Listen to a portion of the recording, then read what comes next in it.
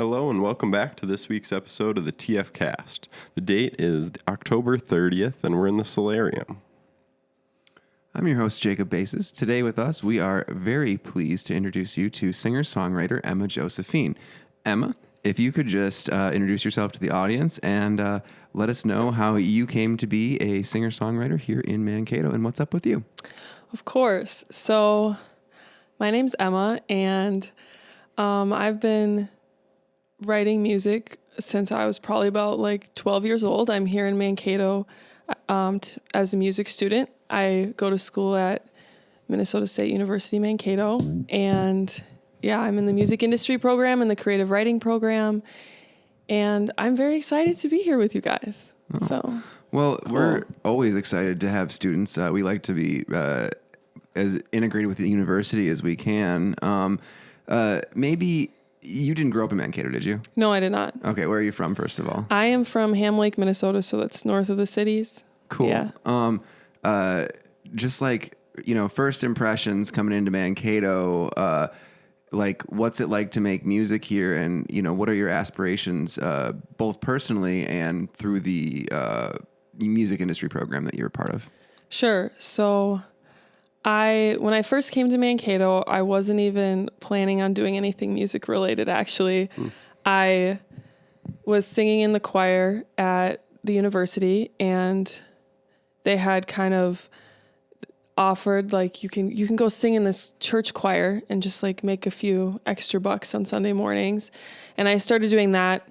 I met there's this guy, and his name's Peter, and he was talking to me. He was a bass in the choir. Shout out to Peter. And he was just talking to me about my future and what I wanted for my life and what I wanted to study, what interested me. And he gave me some resources and, told me, hey, you should check out the music industry program. And so I guess that's kind of how I got into the program here. And then since then I've kind of gotten into the music scene. Mm-hmm. So, and you said that you've been writing your whole life or doing music your whole life.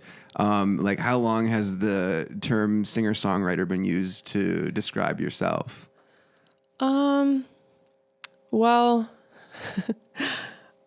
I guess I didn't play too many shows in high school or anything. I did a wedding, I think, and maybe a funeral here or there. I grew up playing for the youth group kind of in my church, and then I guess when I moved here is when I started kind of being a regular at bars and coffee shops, stuff like that. I didn't really start doing that until I got into this community in Mankato and started seeing all the music that was happening. So were you playing your own originals at some of those earlier gigs as well, or what did the originals come out when you started doing stuff around here?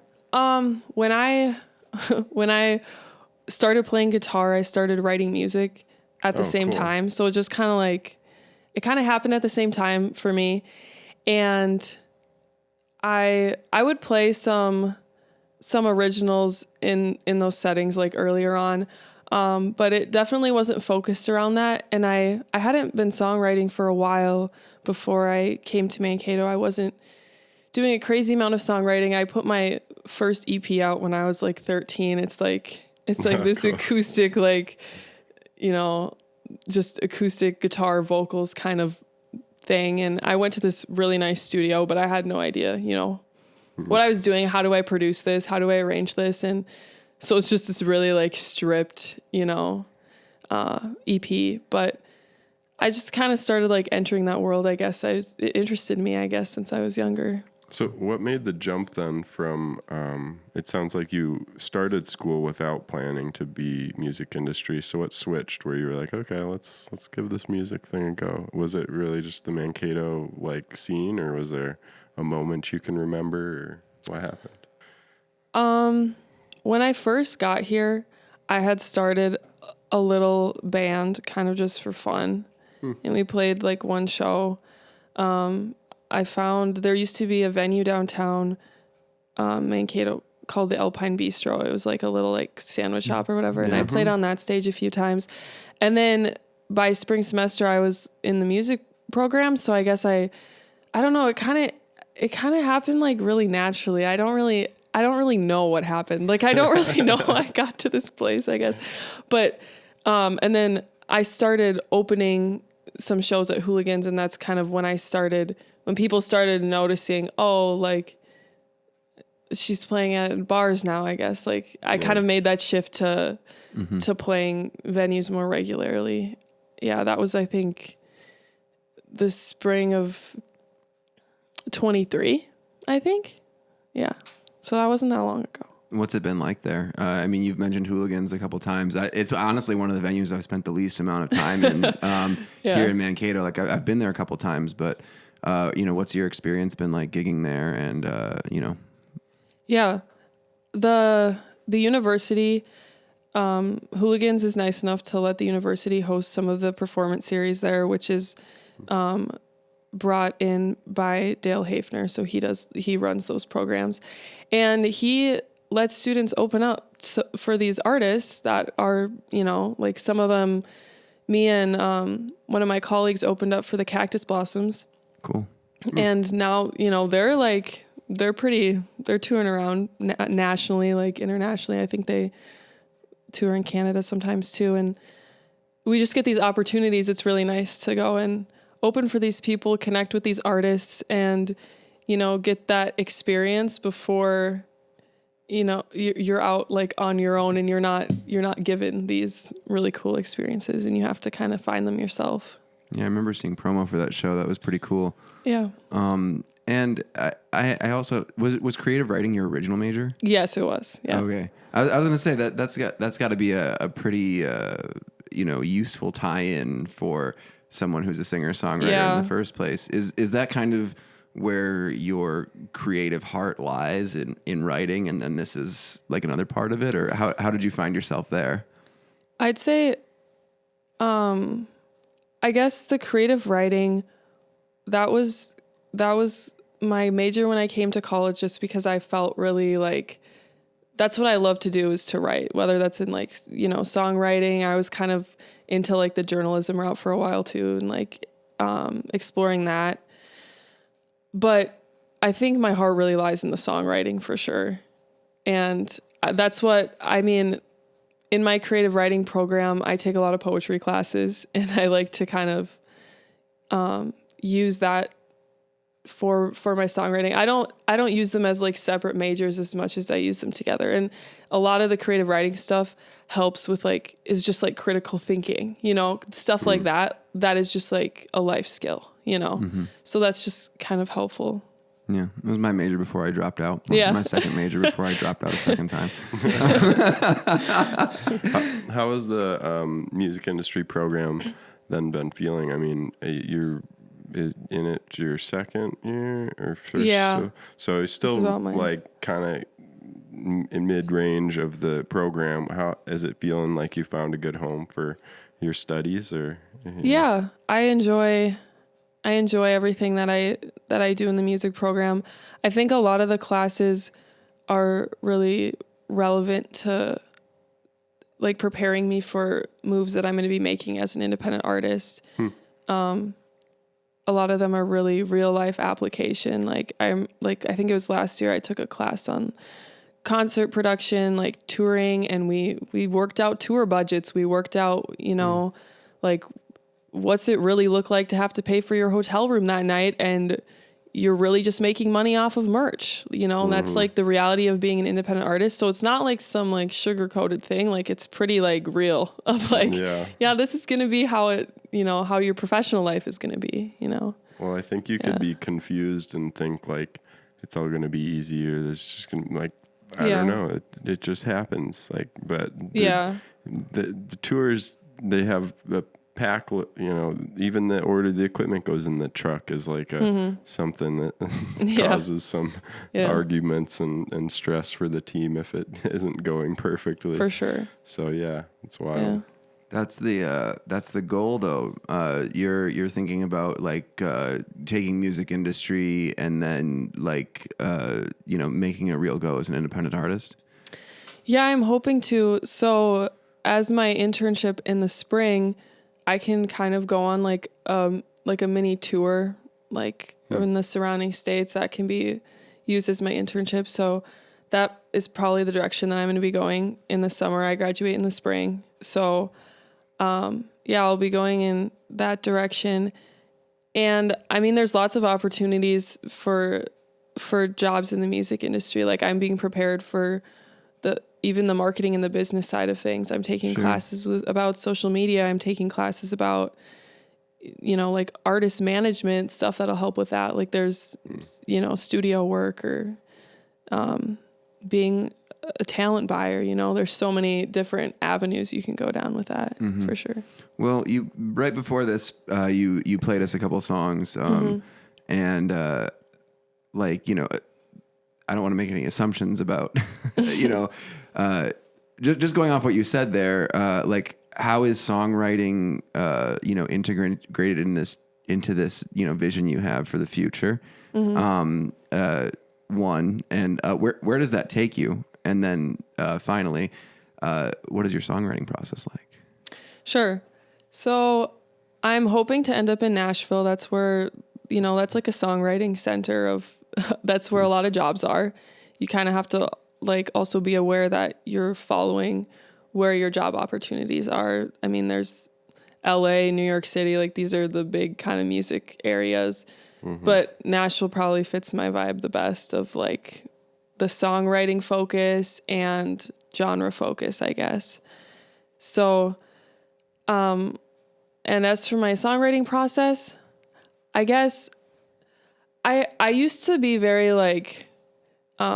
very careful about it, I guess, more careful and precious about it. But I've been learning to kind of make it more of a discipline and kind of if you're going to be a songwriter professionally, you don't get to just do it when you feel like it or when you're inspired. That's not really how it works. So I work on just kind of building a huge pool of ideas to draw from. So you're never really off the job because you're walking around town, you see something, and that's part of a song. Or one of the songs that I played earlier, Whiskey on a Tuesday Night, that was based off of an experience I had in a bar. I was sitting in a bar watching some live music and I had this experience. Oh, I got to write that in my notes app. You're never really not thinking about songwriting. And that's so that when you sit down, you're not in a place where you have to generate the first idea. That's the hardest part is the blinking cursor on a blank page. That's paralyzing, right? So trying to avoid that, I guess. But I also don't feel like when I'm making music that I'm making up a story or I'm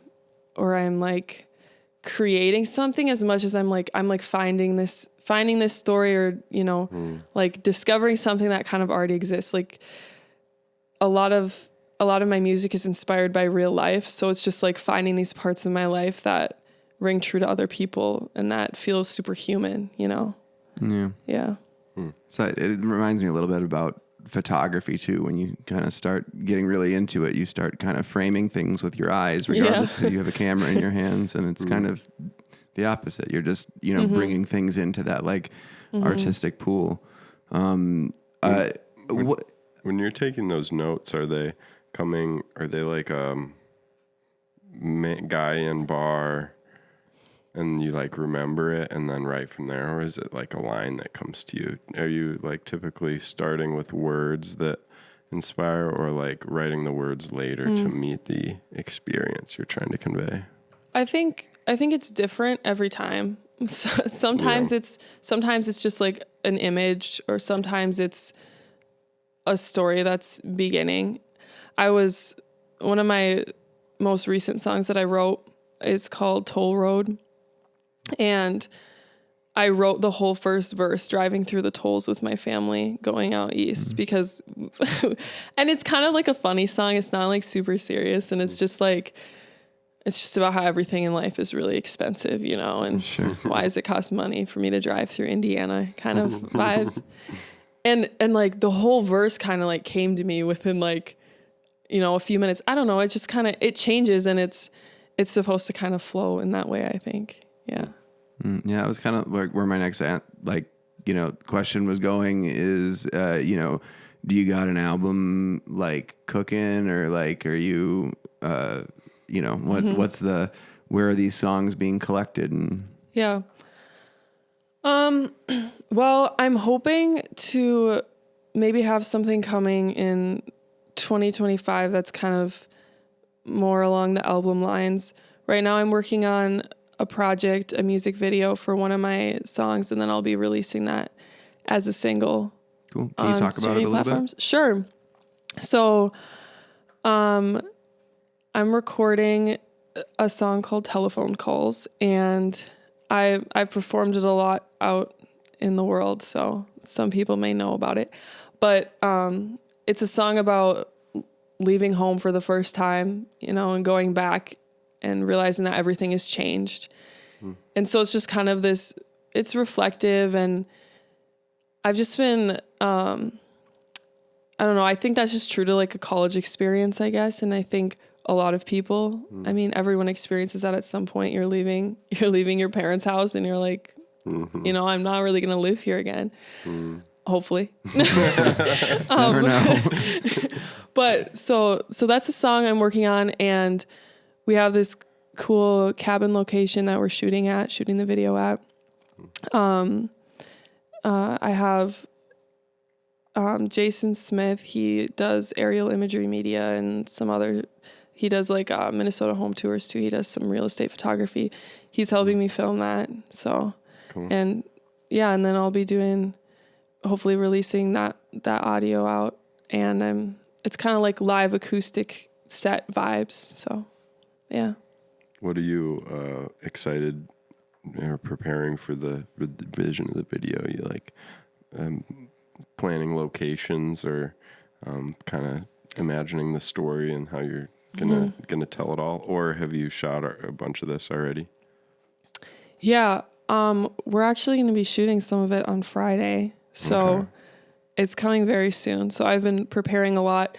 I think going into it, I have a lot of like scenes prepared, possible scenes, because it's better to come out with more footage than you need than less, Sure. So just kind of, and yeah, thinking about like what story I want to give to the audience and the viewers. And is it like narrative video, or is it like just you playing in a cabin?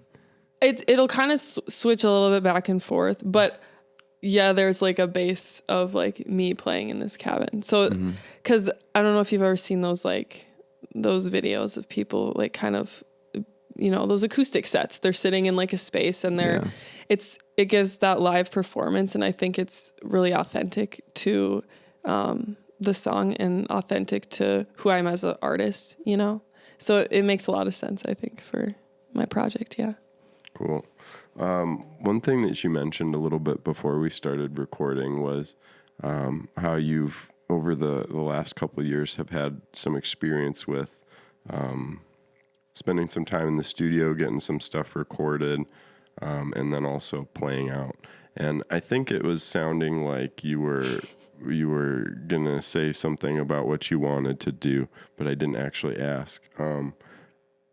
What do you like? What parts of the music project right now are the most exciting for you, and like what are you most invested in trying to get going for the upcoming season or next year, stuff like that? I am looking to start playing more shows outside of Mankato. I think. Okay. So yeah, I really love playing live. Yeah.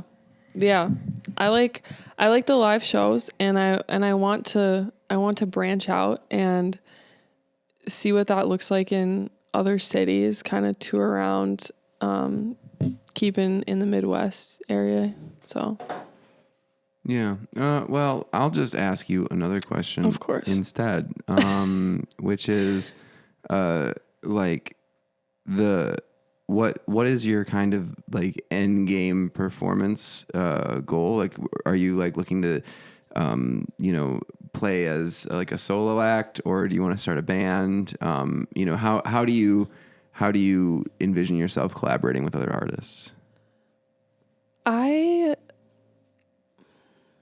I guess I really enjoy playing in a band. It's fun. It's fun having the band atmosphere. I think playing cover songs in a band is a whole different ballgame than like starting to play my originals. Yeah. Because I need to find that voice for my originals and how I want that band to look, I guess. But I mean, eventually, yeah, I hope to have a band that I'm playing all originals for a night. I love playing covers, and right now it's working well for me, and it's fun. But yeah, I mean, it's certainly like a good thing to do. I know some people don't super like it, but I mean, you get your performance chops up, and you get time on stage, and there's just, I don't know, there's nothing dirty about it. I've played covers. Just observationally, I've noticed that you've played a lot with some of the guys from City Mouse, or I guess one band I've seen you play with. So to put it with a question, like, what have you learned playing with some of those artists who have been Mankato legends for like a long time? Just, you know, those guys are probably some of the most Mankato music people still playing right now, you know? Well, first, I'm like honored that they'd let me on the same stage as them, you know, because they're like, yeah, like you said, they're legendary. But I think I've learned a lot about having big ears on stage and, you know, being very, very aware of what's happening because things change very quickly in a live performance, or they can. I guess I've just learned so many things, like even to little things, just like rapping chords the correct way. Like Ron taught me how to rap chords in the right way, you know? Yeah. And there's just so many, there's so many other things from like, you know, setting up and setting my levels and what a good sound check looks like and how to pick songs and organize a set that hits for people. And also like being okay with being on stage and things like not going well. I think it's hard because you have like people romanticize that performance so much that it's like, yeah, things aren't peachy up there all the time because like sometimes you're like sweating because it's a really hot summer day and you're out playing an outdoor gig and you're toughing through it with the band, you know? And so it makes you feel a lot less alone on stage. And I guess you got just having these guys backing me up. They're very supportive of me and they're always like picking up what I can't pick up, you know?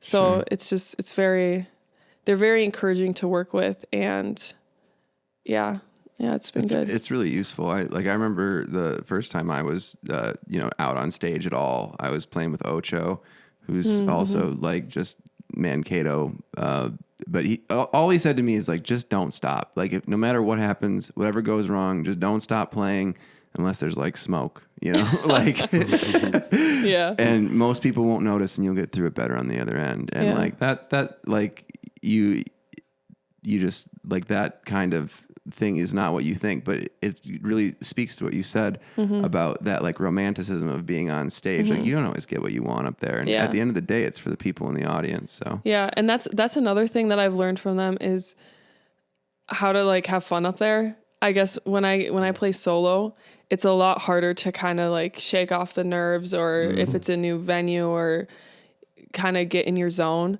But they've kind of opened that up for me of like, how do I have fun? How am I gonna be, you know, and they're a good example too of like, they know their music and they know, you know, the songs so well, they've been playing them so long or, you know, they know the songs so well that that opens up the space for them to like be jamming, you know, and like being able to open up because the audience is really feeding off of what you're giving them. And if you're going to act nervous, then their audience is going to feel nervous, you know? Well, what's the answer? Like what was the thing that you learned that allowed you to kind of like open up and have like a little bit more fun up there? I feel like that's like almost like a spiritual question or something. Like, you know, like that's not even like I don't know. It's just, I think it starts on a technical side of like setting yourself up to be able to be in that state of like being like so in the music that you're not really thinking, because you really have to know, you have to know your music, you have to know what you're playing and be confident in it.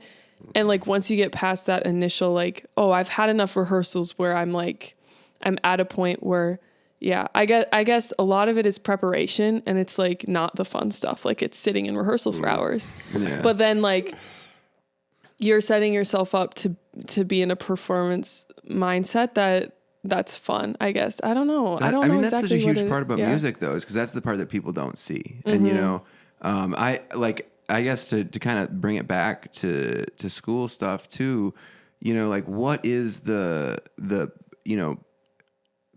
kind of music industry like look on that side of things, like kind of all the cost of musicianship, you know, like so much of it's hidden, you know, because people do it as a hobby and they're like, oh, maybe I can get on stage, or there's kind of that like musical gray area where it's really, I really like the perspective of folks who are like getting into it and being like, I want music in my life as part of my career. So it's interesting to think about it from that perspective. If that question makes sense. Yeah. Yeah.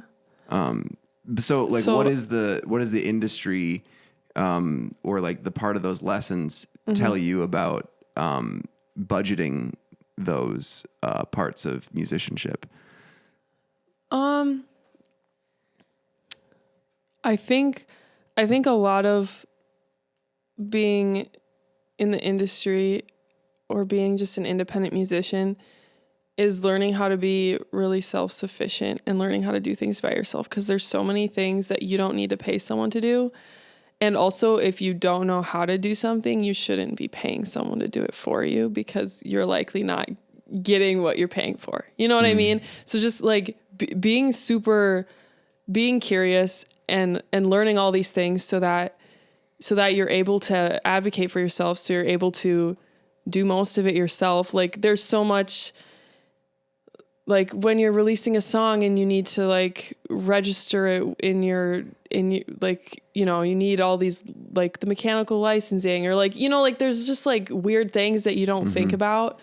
Like stuff like that is good to know how to do by yourself. Or I don't know. I think a lot of it too is preparing for like things that you're not ready to do yet. Like being already ready for that next step before it even comes to you. Because in that preparation, like that's when you reach that next level, is when you're ready for it, when it comes at you. So preparing for things that like are down the road that you're, like kind of, I guess that's not like, it's like confidence, but not, you know, it's like smart confidence, because you're kind of, you gotta be like, You gotta have a game plan. Yeah, Like the song, yeah. like there's certainly people out there who are just like, oh, like I'm just kind of like waiting to be discovered and my moment will come. Yeah. you And know? that's not how it works. That's, Yeah. Well, I mean, it Yeah. worked. Like, you know, someone wins the lottery, but Of course, it's not. of course, it's not of a good. course. It's not a good game plan. Yeah. But maybe a little bit towards rap. Unless you have a lot more questions, I would say. Well, how long does Mankato have you for? If you're going to Nashville, you know, like what is this stop on the Josephine tour look like? Well, I'm gonna be here for another year, I think. I'm hoping when I can afford to move to Nashville, I can go. Because again, kind of like going where the jobs are at, where you can, where I can be in that songwriting community, I guess. But I don't know. Who knows what's gonna happen? Maybe I'll end up somewhere else in Minnesota with another kind of job. I don't know. I'm getting out of college like a year earlier than I normally would be. So I'm kind of, I guess, being curious and open to what's next, I guess. Yeah. Cool. Have there been many advantages for being in the music industry and also simultaneously having a musical career that you're investing in? Is there a lot of like, do you see that as being something that works well? Like just being in the industry and being like an independent artist? Yeah, I mean, because it kind of in a way could be seen as like you're trying to do two things at once, but in this case they're well aligned. And I guess I wonder if you could contrast it a little bit with people who maybe are in the industry and don't have like a career they're trying to build, or aren't actually musical themselves, and maybe treat it a little bit more like a job path. Yeah, just how it's been going for you with having a musical project. Sure. I think most independent artists are doing multiple jobs at once.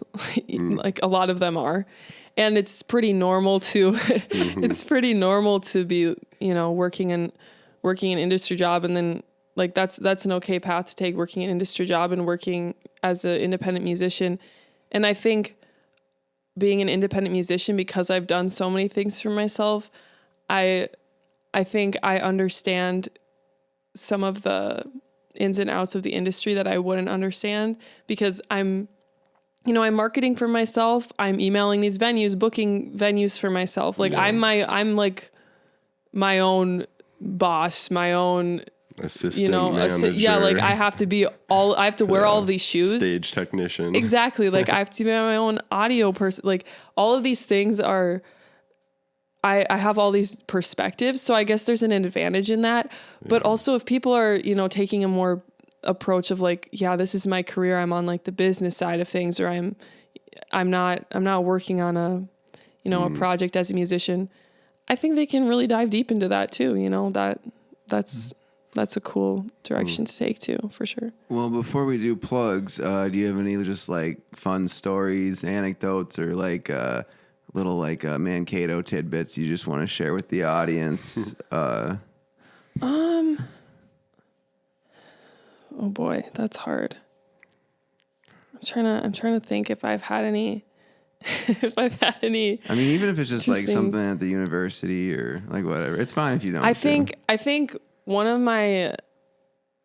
of the craziest things that has happened to me, this might not sound as crazy, but I was at this parade in North Mankato over the summer, and some lady, she saw me and she like knew who I was because she had saw me play at like the Circle Inn or something. I think that was kind of a crazy moment. I was like, this might be as famous as I get, and I'm okay with that, because she just recognized me in public. Recognized on the street. There we go. I was like, wow. Yeah, that was pretty funny. Yeah. At a parade of all places. Yeah, exactly. Well, let's do plugs. Shout out some plugs if you got anyone you want to shout out, or just tell us where people can find all the Emma Josephine things. Sure, I'm on Instagram at just Emma Jo Music, and Facebook under Emma Josephine, Spotify, Apple Music. You can find me under Emma Josephine. I'll have my project coming out, and there'll be updates on all those platforms. I'm on TikTok, just Emma Jo Music. Yeah. Cool. Pretty consistent. Well, thanks for coming on the show. Yeah, thank you for having me. Thank you so much. Thank you. And one thing we wanted to refer people to is this actually isn't our first collab with Emma. This is true. She was a panelist on the MN Original Music Festival songwriter panel. So if you'd like to catch that, go find it on Facebook. Or I think it's on Facebook. But yeah, go check that out. Cool. And thanks for joining us, Emma. Thank you. I look forward to seeing the music video and catching a live show sometime. Awesome. All right. Thank you.